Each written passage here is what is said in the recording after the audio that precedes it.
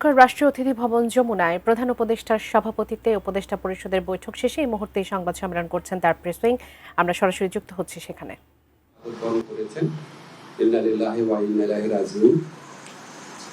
গোটা জাতির মতো আজকে আমাদের সরকারে যারা আছেন আমরাও গভীরভাবে শোকাভিভূত। এই শোকের পরিবেশে আজকে বিশেষ আয়োজনে প্রধান উপদেষ্টার সভাপতিত্বে উপদেষ্টা পরিষদের একটা বিশেষ সভা অনুষ্ঠিত হয়েছে। সভার শুরুতে সাবেক প্রধানমন্ত্রী বেগম খালেদা জিয়ার মৃত্যুতে দাঁড়িয়ে 1 মিনিটে নীরবতা পালন করা হয় এবং তার আত্মার মাগফিরাত কামনা করে মোনাজাত করা হয়। মোনাজাত পরিচালনা করেন আমাদের ধর্মগুরু। সবাই বেগম জিয়ার মৃত্যুতে আগামীকাল থেকে 3 দিনের জন্য রাষ্ট্রীয় শোক প্রস্তাব গৃহীত হয়েছে। বিজলি কেবলসের স্কিন কোটেড ইনসুলেশন আগুন প্রতিরোধী। বিজলি কেবলস, নিরাপদ আজীবন। এবং আগামীকাল সাধারণ ছুটির ঘোষণার সিদ্ধান্ত হয়েছে। সবাই বেগম জিয়ার মৃত্যুতে একটি শোক প্রস্তাব গৃহীত হয়। শোক প্রস্তাব পাঠ করেন আমাদের তথ্য ও পরিবেশ উপদেষ্টা। সবাই সিদ্ধান্ত হয় যে বাংলাদেশে যত দূতাবাস আছে পৃথিবীর বিভিন্ন প্রান্তে সেখানে শোক বই খোলা হবে।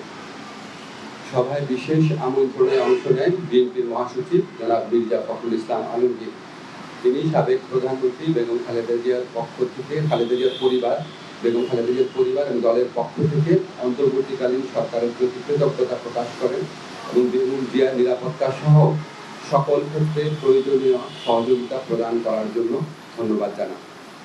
মির্জা ফখরুল ইসলাম আলমগীর সাহেব আমাদের সভাকে অবহিত করেন যে আগামীকাল বুধবার বাদ জোহর জাতীয় সংসদের দক্ষিণ প্লাজা এবং এর সংলগ্ন মানিক মিয়া এভিনিউতে বেগম খালেদা জিয়ার জানাজা অনুষ্ঠিত হবে।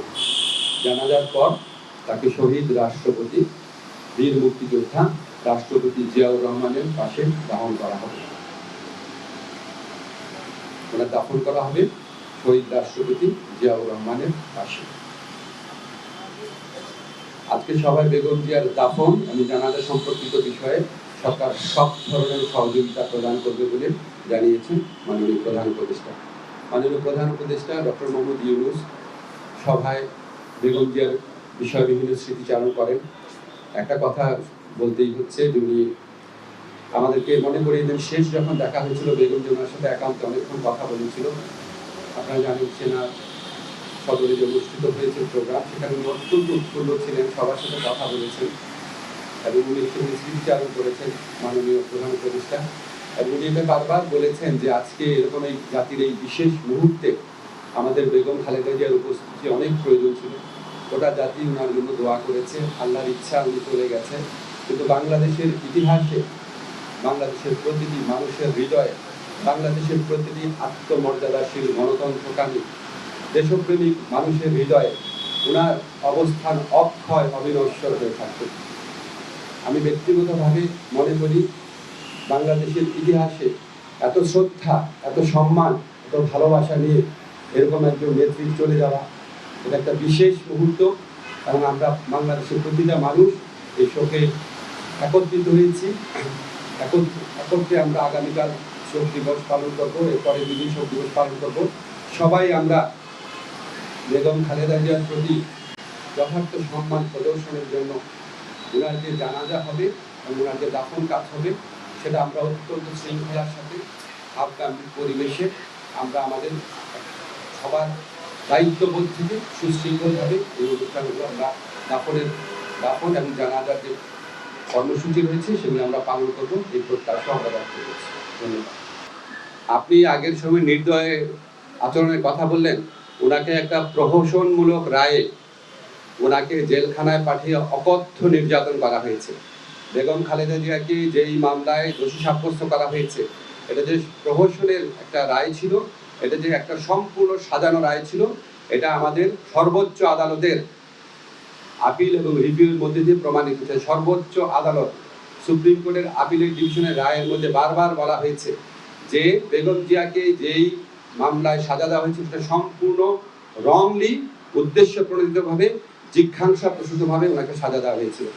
ওনাকে জেলখানায় বিভিন্ন সময় যেভাবে নির্যাতন করা হয়েছিল, ওনাকে আমরা হয়তো এত তাড়াতাড়ি হারাতাম না। আমি ব্যক্তিগতভাবে মনে করি বেগম জিয়ার এই মৃত্যুর পিছনে ফ্যাসিস্ট যে প্রধানমন্ত্রী ছিলেন শেখ হাসিনা এবং ওনার যে সরকার আছে অবশ্যই তার দায় রয়েছে। তবে আপনাকে একটা জিনিস আমরা বলি, আমরা আমাদের সরকারের পক্ষ থেকে আপনারা সবাই লক্ষ্য করেছেন আমাদের যা করার ছিল, আমাদের মাননীয় প্রধান উপদেষ্টা প্রফেসর ডক্টর মোহাম্মদ ইউনূস উনি ব্যক্তিগতভাবে সমস্ত সময় খোঁজ খবর রেখেছেন। যা দরকার ছিল, ওনার যদি আবার বিদেশে পাঠানোর মতো অবস্থা থাকতো অবশ্যই আমাদের সরকারের পক্ষ থেকে সর্বাত্মক সহযোগিতা করা হতো। উনি ব্যক্তিগতভাবে এই জিনিসগুলোর খোঁজ খবর নিয়েছেন। আমাদের দুর্ভাগ্য, আমরা হয়তো বেগম খালেদা জিয়াকে বছর খানেক বা বছর দুয়েক আগে যদি আমরা হয়তো পেতাম, হয়তো আমাদের পক্ষে কিছু একটা করা সম্ভব ছিল। আল্লাহর ইচ্ছা উনি চলে গেছেন। তবে আমাদের জন্য সবচেয়ে বড় আনন্দের ব্যাপার হচ্ছে উনিও সারা দেশের মানুষের সম্মান, শ্রদ্ধা এবং ভালোবাসা নিয়ে বিদায় নিয়েছেন। এই সুমি হোসেন এনি